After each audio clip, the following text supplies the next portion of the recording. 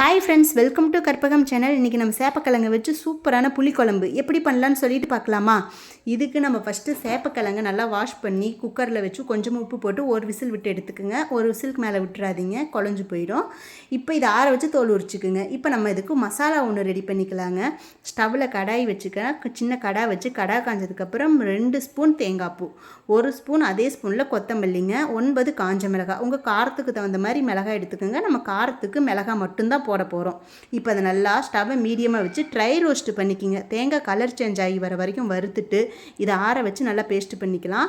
இப்போ நம்ம குழம்பு தாளிக்கலாம். அதே கடாயை வச்சு நல்லெண்ணெய் விட்டுக்கலாம். நல்லெண்ணெய் காஞ்சதுக்கப்புறம் கடுகு, வெந்தயம் இது பொரிஞ்சதுக்கப்புறம் 15 சின்ன வெங்காயம், ஒரு கொத்து கருவேப்பிலை, 6 பல் பூண்டு இதையும் போட்டு நல்லா வதக்கிட்டு இப்போ மீடியம் சைஸ் தக்காளி 2ங்க இதையும் போட்டு கொஞ்சம் உப்பு போட்டு நல்லா வதக்கிக்கலாங்க. தக்காளி நல்லா மசிஞ்சு வர வரைக்கும் வதக்கிட்டு இப்போ நம்ம கிழங்கு போட்டு இப்போ அரைச்சோம் இல்லையா தேங்காய் பேஸ்ட்டு, இந்த தேங்காய் பேஸ்ட்டையும் போட்டு 2 நிமிஷம் நல்லா வதக்கினீங்கன்னா எண்ணெய் பிரிஞ்சு வருங்க. அந்த டைமில் தேவையான அளவுக்கு புளித்தண்ணி, புளிப்பு பார்த்து விட்டுக்குங்க. நல்லா புளித்தண்ணி விட்டு இந்த எவ்வளோ உங்களுக்கு திக்னஸ் வேணுமோ குழம்பு அந்த அளவுக்கு தண்ணி விட்டுக்குங்க. தண்ணி விட்டு நல்லா கொதித்து எண்ணெய் பிரிஞ்சு வரப்போ ஆஃப் பண்ணால் நம்ம சேப்பக்கிழங்கு புளிக்குழம்பு ரெடிங்க. இதே மாதிரி ஒருக்கா செஞ்சு பாருங்கள். இந்த ரெசிபி பிடிச்சிருந்தா லைக் பண்ணுங்கள், ஷேர் பண்ணுங்கள், சப்ஸ்கிரைப் பண்ணுங்கள். இன்னொரு இன்ட்ரெஸ்டிங்கான வீடியோவில் பார்க்கலாம். Okay, thank you.